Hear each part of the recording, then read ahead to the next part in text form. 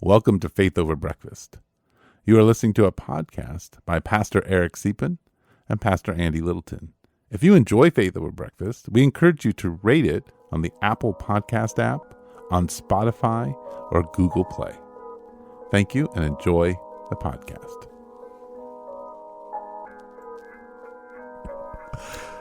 Welcome to Faith Over Breakfast. My name is Andy Littleton. I'm a pastor at a church called Mission Church in Tucson, Arizona. And I am here with Eric Deepen from the Village in Tucson, Arizona as well. Eric, what did we talk about today?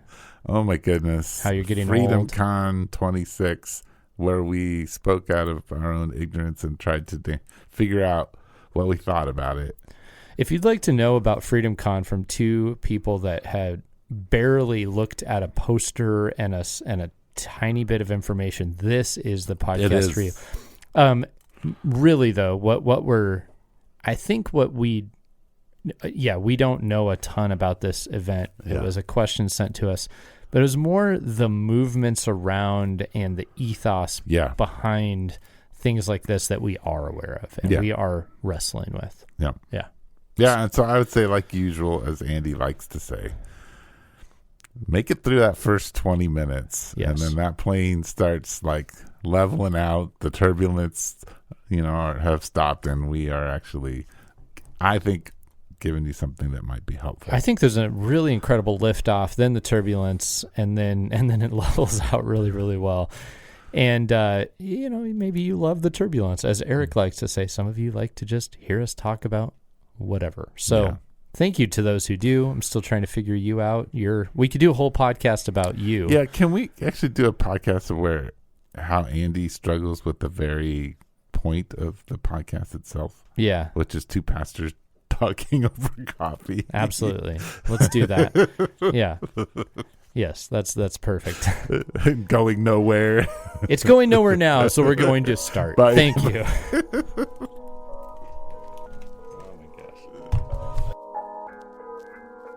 Well, Eric, you're putting social media stuff up about getting old, so I feel like that's where we should begin. And all your wise reflections. Do you just earn that badge? Is that what happened? Like, what's that? At age 54, you're like, I get to make old guy reflection posts now. Old guy reflection posts. So the funny thing is, I have a Substack and I write every single week. But people don't link over to the Substack. No. Maybe one or two people. But if I post the whole thing in there, depending on how controversial it is, I can get a ton of comments. So I'm like, okay. So I told Jessica, just start dumping it on my Facebook. That's just an article I wrote on getting old. Yeah. It's just reflections. Yeah. Oh, cool. I mean, nice. How's it going? It's going good. I turned 54. Yeah. Wow. On Sunday. Nice. Did you have a village birthday party? Oh, they sang me happy birthday because I brought some dessert. You brought, that's right. You guys have I brought licorice. You brought licorice. Black and red. I love black licorice. I have a very strange candy. Like I like Red Hots and Fireballs and circus peanuts and black licorice. Circus peanuts are pretty good. Yeah. I haven't had those in a long time. I like black licorice. I'm not so much with you on the Red Hots. So sucking a Coke through a black licorice. Yeah, I agree with this. Yeah, with a bunch of Red Hots dumped inside the Coke. Okay, haven't done that. I do like drinking soda through a red vine or a black. Yeah, and if you drink one of these sparkling waters through a red vine, it's kind of fun too because you can kind of sweeten your drink. Oh, yeah, wow. Yeah. Okay, this is good intel. This is a good start to the pod. This is probably the best start to the podcast we've ever had. Right. Well, if you're gonna here's some more diet things, like some diet stuff. Like if you're gonna have to cheat, like. Then a couple of licorice is a way better, cheat than it is like I'm gonna get a slice of caramel cake. Spice cake. Yeah, but see, I like cake though. I would much rather if you put before me life and death, licorice and cake. I want cake. Yeah. Well, it depends on the cake for me, but yes, I get it. What kind of cake? works for you, Well, if it was a sour cream cake. A sour cream cake. My wife makes a spectacular, like, brown sugar sour cream. It's so good. Yeah. I mean, it sounds. Yeah. I think it sounds good. Yeah, it sounds good. Yeah. Yeah. Okay. Well, that's great, Eric. That's really great. Thank you. Thanks for. Yeah, there you go. Thanks for sharing. I'm so glad to see you. It's been 2 weeks. Yeah. We're back on the podcast. The Dave Fitch and Mike Moore boost has hit our podcast a little bit, so we bumped a little. So welcome to you few people who hung on after you explored our library. What a wonderful gift. Thanks. Yeah. Thanks to old Fitch and Mike over there in Chicago. Well, that was fun being with them. And then, in your experience, listener, you just heard us talk about, the preaching stuff. And then, so here we are. I've got a coffee. Eric's got a sparkling water. I haven't had breakfast yet because I got in, after delayed flights last night. So I chose to sleep as long as I could. And I'm gonna cheat on the rules here for a second. I'll grab my phone while you're talking. Oh, I thought, you know what? I honestly thought you were pulling out of your pocket some kind of amazing protein bar that you're going to say, "Here you go, Andy. You must be hungry. You must be really hungry." Just the look you had in your eye was like you're going to do something for me, but no, just pulling out his phone. So I was curious as to how soon we are going to be at 250 episodes. These are the things that make Eric curious. I haven't been curious about this at all. No, you and I talked about this. Oh, did we? Because we were talking about doing a Faith Over Breakfast live podcast. Oh, so we have to plan this. Well, we're planning this on the air? Yeah, so people can be excited about it. Oh, man. The best start to the podcast, and now it's just spiraling down. People are like, this is going to be so great. But we will have to be breakfast for dinner is like my promo. Oh, okay. And then we invite both of our churches to come as a live audience. Okay. And we podcast live. I like it. And then we let the audience ask us questions. That's great. Let's do it. All right. And then we serve breakfast. Yeah. So everybody's got like okay, here's the thing. I listen to some podcasts I really like though. Uh-huh. And they include Q&A sessions at the end, a couple of them, and that is the worst part because it's just the worst part. I think it's the worst part, huh? Of those podcasts. Because now I'm just saying if it were all that, I would opt out real fast. Because it's just people, and no offense to humans in the world, okay? But if you're not prepared and you're not used to talking on a microphone, you kind of get up there and you meander around. You say, well, so I was kind of thinking when I heard you talking that... Well, sort of, what am I trying to say here? And these questions are meandering, and then... I think our both of our churches are super smart. They are, but so are the people on these other podcasts. And then what happens is you're listening to the podcast, and you hear then us, the host type people, answer the question. You go, that wasn't the question they asked, actually. Right. And it's just... You got to have a core topic at least. At least put the Q&A at the end so people can leave if they're in pain, as I often experience. Okay? Okay? So, we have before us the fact that I am old, and also a question from one of our most faithful listeners, Mr. Corey Gilchrist. Thank goodness we're moving on. Good. Yeah. This is great. Yeah. Yeah. Did you see how Eric's well I transitioned? Thank you. Finally. Yes. I think we're in a good place that we can have this type of back and forth. Corey is your neighbor.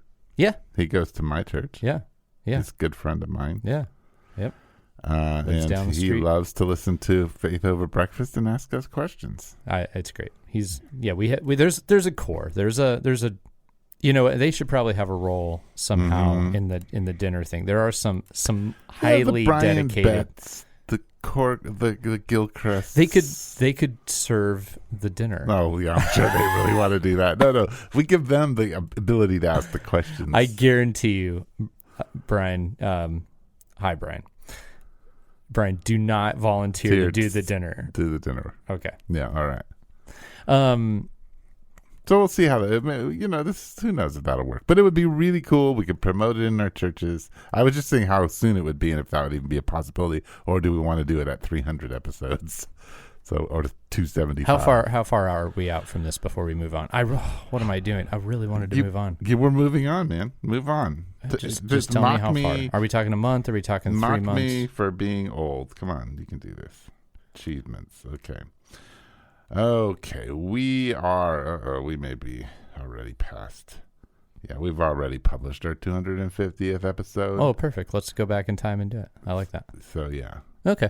Well, maybe it's 300. Yeah, we might. Let's do 300. I think so that's that'll give us next year sometime. That's beautiful. Yeah. All right. We need time. Guys, a year from now we're gonna do it's an amazing. Aren't you glad you heard about it today? Today. So Corey, Freedom Con, he sent us a image and wants us to talk about Freedom Con, and I think it starts here for me. This tells you something about algorithms and all the ways communication happens these days. I have never heard of it. Yeah, me neither. Never heard of it. It's never come across my feed. I am not in this target audience for the promoter, or however the algorithm digital works. Overlords decide who gets communication. I have never seen this in my life. Yeah. Yeah. So Freedom Con, from best I can understand. Yeah, it's like Father's Day, right? Oh, okay. Is that when it was? Or no, maybe it's not Father's Day. I don't know. It's like Comic-Con for freedom. Yes. And it's about galvanizing men and boys to take back our country, so to speak, morally. Yeah, be it talks patriots. about raising up statesmen is language there. Yeah. I did a quick dive in to look, and it's like, okay, so I saw it, and I thought, okay, I know who does get this on their feed. I know these people. Yeah. This is tailored to a group of generally post-evangelical, mostly Anglo, but not all. Well, that was one interesting thing I noticed, is there was no Hispanic or African American men on this at all. Sure, I bet they'll be there. I'll bet they'll be there. They'll be there, but there was nobody in the speaker set. Yeah, that's true. Headliner is Mark Driscoll, Eric's best friend from back in the day. He's giving me the wince look. Eric once was acquainted with Mark Driscoll, so former emergent person who's realized his liberal-leaning ways and has become, the voice of surety and assertiveness. He's definitely become very chameleon. It turns out he's very chameleon. He can change because the version of him now is not the version of him you knew or the version of him Seattle knew. Right. Yep. He's there. He can Metaxas is there, right? Oh, Eric. Oh, I didn't know that. Yeah. Metaxas is there. Every time I hear Metaxas, I think of Babar, the elephant, because his arch nemesis was Retaxas. So, Eric Metaxas, he has nothing to do with that. Your computer screen just changed. I don't know if that's exciting for you or a problem. No problem. So Retaxas is there. I think maybe a better way to talk about it is Metaxas, right? Yeah, that's how you say his last name. I think so. So unless it's some other language and it's like people are like Metaxas. Let's get to the point here. Come on, Andy and Eric. But I want to just pause here and say in a more infomercial thing, this is what Faith Over Breakfast is. If you sit down with pastors, they're like, it's this bad. It could get this bad. This is just a conversation. So okay, let's just so there's an event, and a bunch of guys are going to get together, and they're going to talk about being manly men, and they're going to talk about they're going to combine their faith and their politics, which I'm not. In theory, I do think our faith informs the way that we behave politically, but there are very different ways of doing that. They're gonna try to go back to the founding fathers and talk about how they have built our country on a biblical foundation. But can I just say, this is one of the things that just strikes me in the face: how unlike the founding fathers this group is. You think? Well. Just I'm saying their teeth are better. They have better teeth. They all wear black. Mm-hmm. they all have or wish they had tattoos. They are probably all, going to get together and do like, I don't know, secretly smoke a cigarette in the back room, and don't tell their wives about it because that's manly. They're gonna. Do you hear the derogatory? I'm derogatory here, but it's like this is it feels like the jocks at my high school getting together. Whereas the founding fathers, and I'm not trying to comment on any of their perfection, but these were people who were like studious thinkers trying to apply theory to governance. And I think they would be, those type of people would be really like thinking, working, and writing hard to try to figure out how that theory applies to governance now. And now as I say that, I think, well, okay, I think Metaxas tries to do that. Like, are trying to argue, at least in the conference, when you read the details, that it's going to be rigorous and intellectual. Okay. Well, maybe it is. Maybe they are the founding fathers. Can we talk more about just sort of this tribal man movement? Sure. That is certainly out there, right? Okay. Yeah. I mean, because that's what this is. It's like this is this just another iteration of Promise Keepers?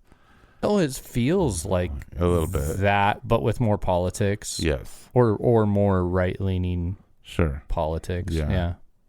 Well, and Promise Keepers, everybody got annoyed with them when they were trying to do the interracial stuff. Yes. That's when, and I hate to say that, it's just true. Like they lost their gusto when they started to use their platform for that. One of the people that my dad led to Christ, he was on the commission. I mean, he was a Native American, and he was on the commission for Promise Keepers to work through that process of. Oh yeah. Yeah, I remember when that all happened. Stay with us. We'll be right back. What does it mean to live a life of faith? What does it mean to live as a Catholic Christian? Hi, this is Bishop Kevin Sweeney, host of the podcast Beyond the Beacon. Join me as we unravel and discuss the mysteries of our faith, of the church, of living as Catholic Christians. Be inspired by engaging interviews with priests and seminarians, deacons, religious, women and men who live the life of faith day by day here in our Diocese of Patterson, in food pantries and classrooms and parishes and ministry. How is God working in their lives today? How is God working in our lives? Join me as I ask them and be part of the conversation on Beyond the Beacon. Listen and follow Beyond the Beacon wherever you get your podcasts, or watch it on my YouTube channel. Please check the show notes for more details. Thank you and God bless you. Yeah, this is a men's movement. So I'd said the thing about these are like the jocks at the high school that I went to high school with, but I actually, here's an even more abstract description of this to me. It's as if the jocks that I went to high school with think that they're the outcasts and are rallying together like outcasts in order to remain jocks. Yeah, there's some of that. Yeah. So let me ask this question. Let me pose this thing. This is my experience. I think when I think about these two things, there are lots of different man conferences within the evangelical movement, right? Where we're trying to establish manhood, talk about manhood, pass on, manhood to our children, who are men. But then when I think about the female version within the evangelical world, I think about it almost always is some version of like get away, relax, and study the Bible. Like deep study of the Bible and spa days are when I think which one do I want to go to? I'm going to go to the spa day. You want to go to the spa study the Bible. Well, so this probably tells you something about you and me, but it's an interesting thing to think through. Let's go after this. I never went to a Promise Keepers event. Me neither. So you and I, interestingly, met at a men's conference, but we both were feeling like fish out of water. Didn't you invite me? No. No, Matt Aldrich. Yeah. Is that where we met? That's where we met. And You gotta be kidding me. No. And I remember it very well because I was not having a good time. The whole thing, I was just like, this is so cliche. And I was feeling like it was just all, dudes trying way too hard to be dudes and talking about like subtly how, girls don't get it and it's hard to be a dude and it's okay to like sports and it's okay to mount, elk head in your house and that nobody was saying that. But it felt like that, like, and like we need to be able to be like dudes for God, like God dude, and how do you do that? Honor and valor and strength. And then I went to your breakout session and you're explaining the table of decision. When it was in like very early stages. Right. And you're talking about how the enemy, presents us or we're presented with choices and the enemy is a voice at the table and Jesus is at the table and our community is a voice at the table. And you didn't do any, you didn't even frame it like you had to be a guy to do this. Right.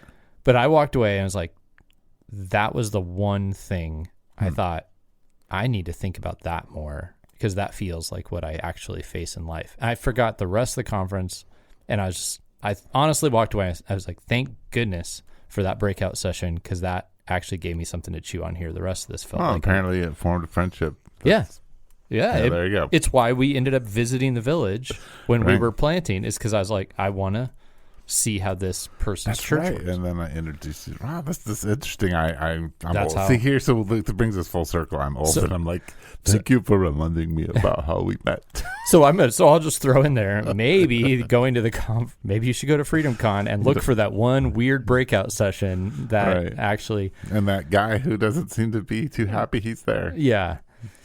But where I was going with this was I don't think I've ever felt like I needed male pump me up spaces. And I don't know if you need that because you feel insecure, And I've definitely felt super insecure in my life about many things. Sure.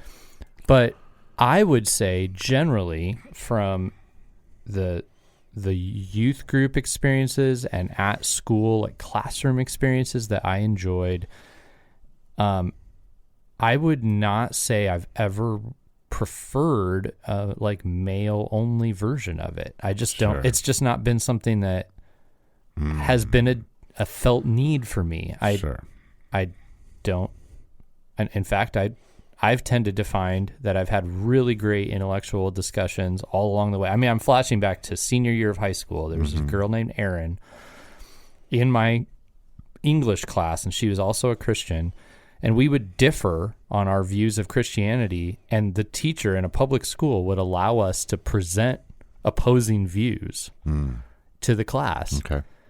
But I think, respected that we were in the same faith and kind of went toe to toe. And I loved that. And I didn't ever feel like I need away from these women to grow as a man. So it's just not something I don't relate. So let me kind of maybe. Why is that, Eric? Yeah, you're the old let me man. Bring my age to this. Please do. And then I'd love to hear your response to all this. So kind of one problem is that I think if you just go out to the general public and instead of, doing what is a woman, you just said, what makes a man and a woman? Like, how can you describe the differences and the uniqueness?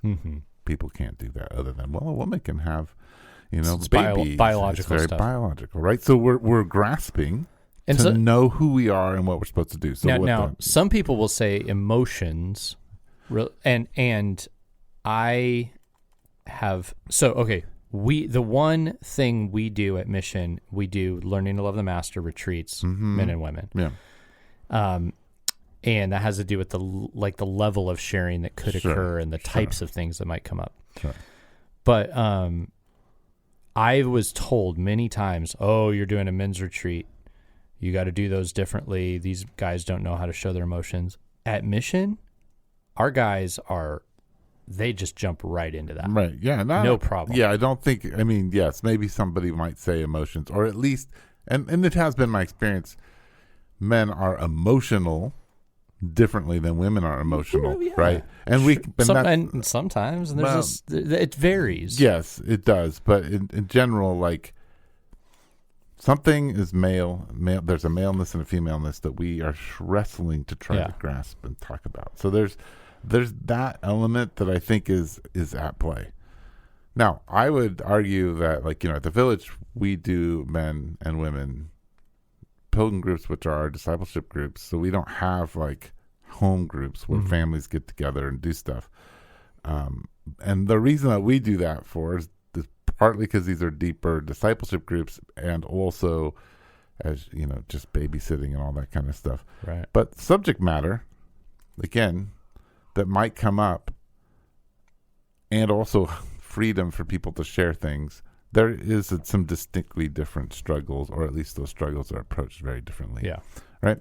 So all that to say, I think the church and the culture, but the church's job here is we've not done a good job of defining what actually it means to be a woman and a man. And so, and we have these very, what I would call, I don't know, we're still holding on to very medieval understandings of male and female. And so it's like, and so that's all, I don't know. All I think is these conferences are just wrestling to, like, how do we define this?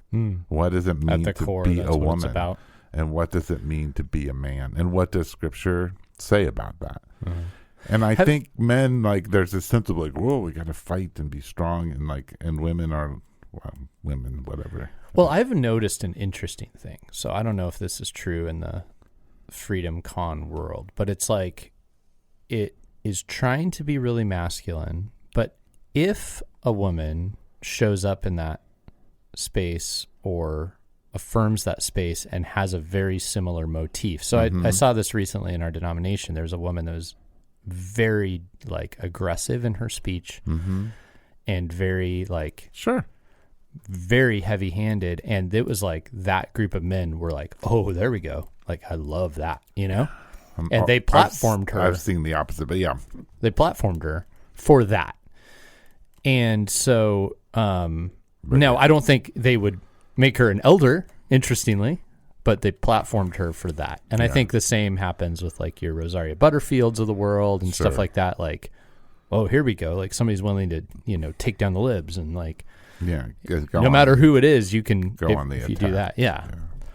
So that's, so even there's some, it's usually like men and women, but it's, I wonder if it's even more of a motif, or if it's even more of an approach to culture thing, like aggression as opposed to persuasion, it's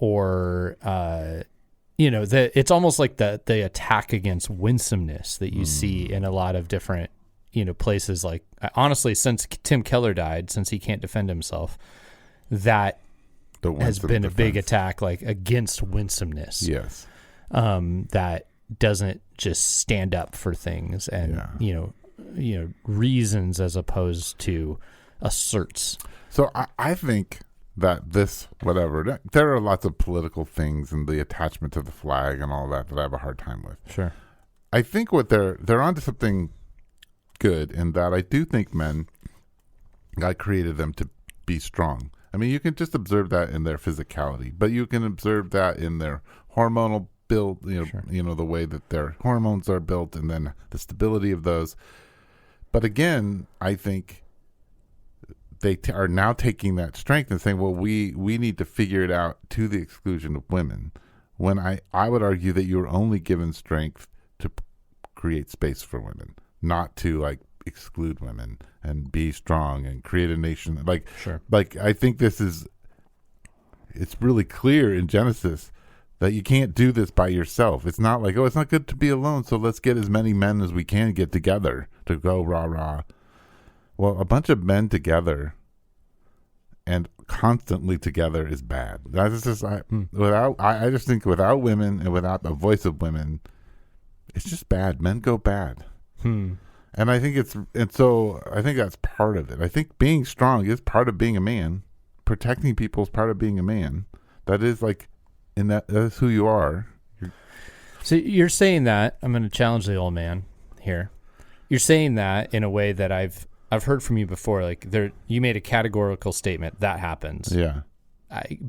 Give me some backup for that, other than Eric says that when men get together, it goes bad. When men get together in the way, okay, well, I'll just tell you, let's just look at this. I mean, this is going bad because it's two men in a room alone. Yeah, going bad. It's really gone bad. It's gone bad. Yes. Yeah. So let me put it this way. Just by looking at the poster, I have problems. That's the motif. That's the, yeah. So there's attachment to the country, but I look at you talking about manhood, and every single person is white. So what is communicated? I guarantee you, if you have a woman or a group of women looking at they're going to at least soften this a little bit and say, hey. But forget it. Well, it's just a bunch of men who are white getting together who aren't thinking. But there's some women that like that. Well, they may be. Right. They might like it. And I mean, that's the counter argument, right? Well, sure. Because it's... But how does that... Is it definitely true that when men do things alone, it goes bad? I think based on... As a generalized rule. I don't mean like, well, some men got together and they built a house, and because there wasn't a woman there, it was really bad. Yeah. They might have not eaten as well. I don't know. I think what I'm hearing you say, is that based on Genesis and that we were not made to do things alone, that by God's design, women need to be, their voices need to be heard, or something to that effect. Right. Yeah. Okay. So I was just thinking, I'm sure there's anecdotes galore where people would disagree with you on that. I mean, and then this might turn out really well. It's just that, like, the question is, when I go to a conference like this, would be, well, what does a woman have to say about this? Mm-hmm. Like, yes, she may agree with the information, but I'm just saying, like, in general, like, men can go off really far when they're not. I don't know. I just think that in some ways it's just a bunch of men who think they're better than everybody. I don't know. I think you and I are both responding more than we realize to just there's a cultural, there's a motif, and it speaks to a side of the culture we struggle with, and this group, that even just the poster, right, it just gives that off. Yeah. I mean, I watched kind of a funny, I was waiting for a baseball game to come on TV the other day at home. It was supposed to have started, but there was a women's boxing event that hadn't ended. Yeah. And I would actually say that the same sort of motif, I mean, the woman, after the boxing event, got on and just talked trash to like the other boxers and like threatened them, and I'm coming after you. And I felt the same thing where I was like, this isn't my stuff. Like, some people love this, and this just doesn't. I've never connected to it. I don't understand the allure of this. It's just, I believe that many people do. It's obviously very popular. Yeah. I almost wonder if it's more of that, and this is a weird segue, but what do you think it is about the color black and I'm serious, colors in branding matter. Yeah. Like this Freedom Con, that's very dark. It's black. Yeah. And like, what is that about? Why do you think, as a designer, exhibits power and like, almost like power that comes from, it's slimming too. Slimming. That's part of why they're doing it. When I see the color black in general branding, and especially political branding, it's intimidating power. Sure. Yeah. It's not like persuasive power. It's not the power of light. It's an intimidating power, and that motif is real. I mean, and I guess those shirts, the There's a very like militaristic, dark. Yeah, and one guy's ex-military.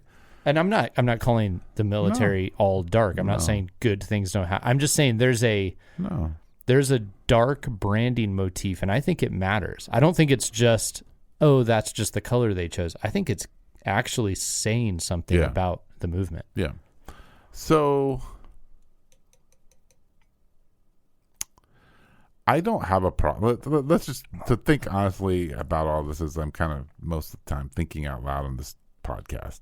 I do have black shirts, by the way. Yeah. No, I'm wearing all black right now. I noticed. And it's very intimidating. Thinking out loud. So first off, with this conference in particular, it's who the conference associates itself with. So as soon as Mark Driscoll's on there, I'm going to have a hard time with it because I have a hard time with him. So if you were to extract him. The other two headliners, interestingly, I don't know them.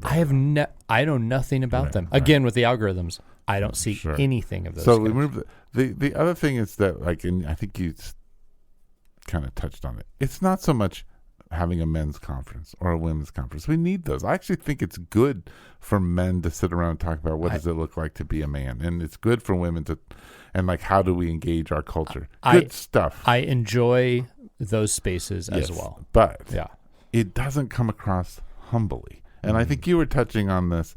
If you had put Tim Keller was on front, right, then I would be like, okay, well, there wouldn't be American flags in the way that things are, but I would say, okay, something is going on here that's good. So it's not so much about men and women, like women being divorced from this thing, though I do think one of the problems with evangelical Christianity is that women in general have not had a voice and been at the table, and that has made us kind of a stunted faith as evangelicals that needs to be adjusted.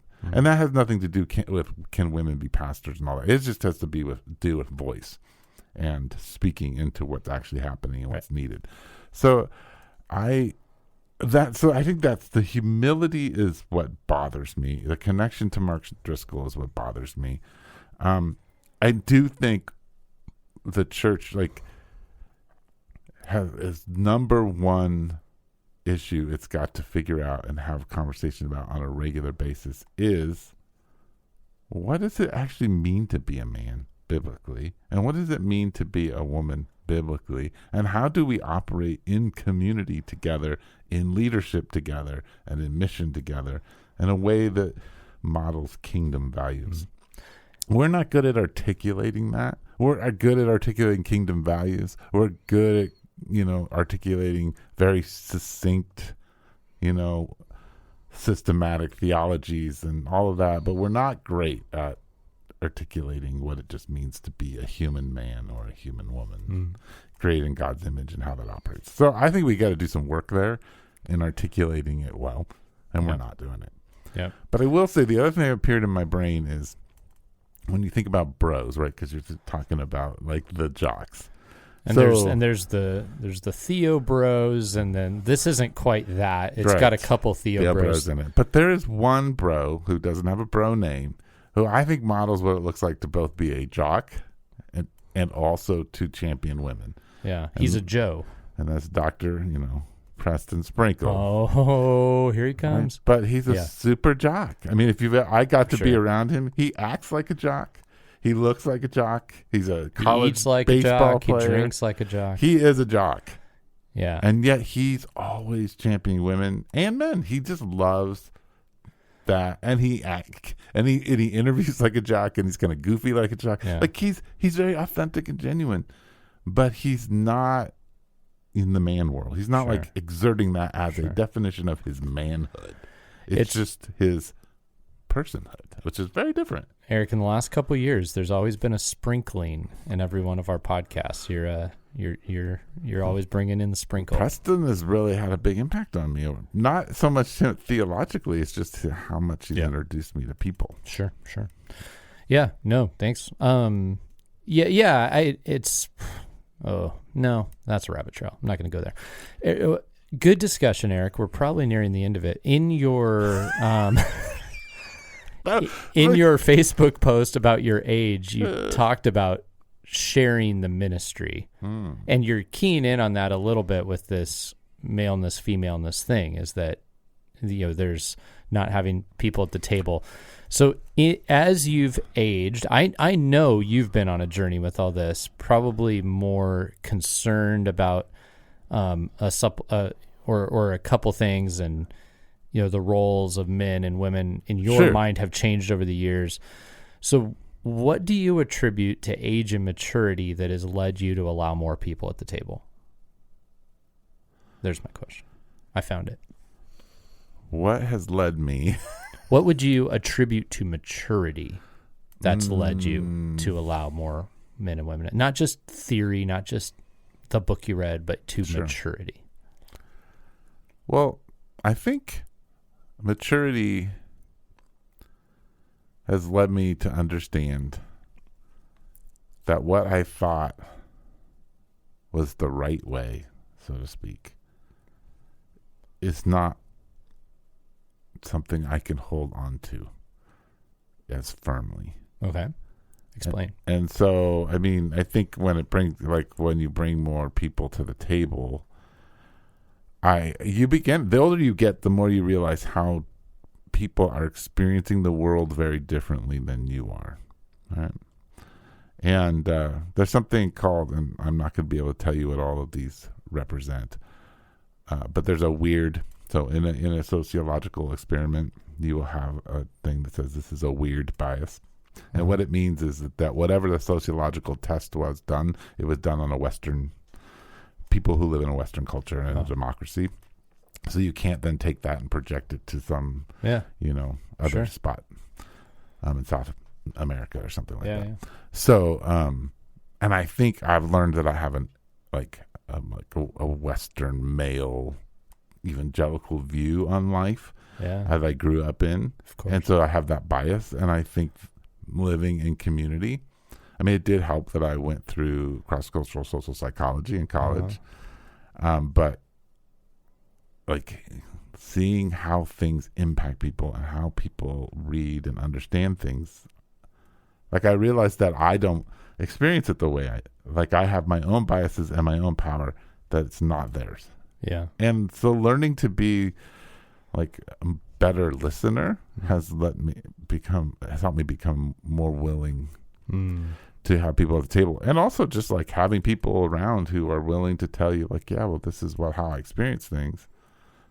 And having a wife who's been more vocal, I think, over the last 10 years of what it's like to be a woman in the church, has been really helpful.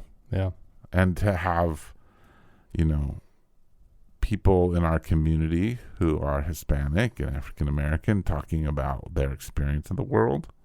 And even when I disagree with them, it's maybe on some finished, this is a solution. I'm wow, this is really helpful for me. And as a leader, it's super helpful because you're I want people to know Jesus, and I want them to be included. Their voice needs to be included and heard, and mine shouldn't be over theirs. Yeah. So there's that. And the last answer I'll have is just I remember Matt Chandler saying there was a point that came. And so Matt Chandler's the pastor of a big church in Texas called The Village. But I remember saying there's a point that came in his own leadership where he had to pull out of leadership meetings. So he would be there, but he would go sit outside of the table and say, hey guys, you guys are making the decisions. I'm just going to sit here and watch. I need to be separate. My influence and voice is too powerful. And I think becoming aware of that and using your influence for good is good, but also becoming aware that more people need to be at the table. You need to hear what they have to say. You need to champion them. So I don't know. And also it's just the older you get, you're just I can't change the world, so I might as well enjoy the people at the table. The more people at the table, the better. So that's more. Oh, that might be the best. That might be my favorite part right there. Let's end it on that. Thanks for tuning in. Oh man, it's been another true Faith Over Breakfast where we talked, except for there being no breakfast. No breakfast. Well, LaCroix for you and coffee. If you enjoyed this episode, or even if you thought it was just okay, go give us a 5-star review on every platform, please. And you can always send us, like Corey did this week, a question. You can use your podcast app in some cases to message us directly. Or just you can send us the audio versions now where Not we can yet. play. That platform is they're pitching that it's happening, but it hasn't. You can look forward to doing that. You can email us, faithoverbreakfast@gmail.com. You can call, text, or talk to Eric. You can email me because I will forget. Yeah, and I think I realized we weren't on iHeartRadio, so I just got us onto our iHeartRadio. So if you want that. Yeah. I heart that. There you go. Okay, Faith Over iHeartRadio, signing out. You've been listening to Faith Over Breakfast with Pastor Eric Deepen and Pastor Andy Littleton. Please share us on Instagram, Twitter, and Facebook. Thank you.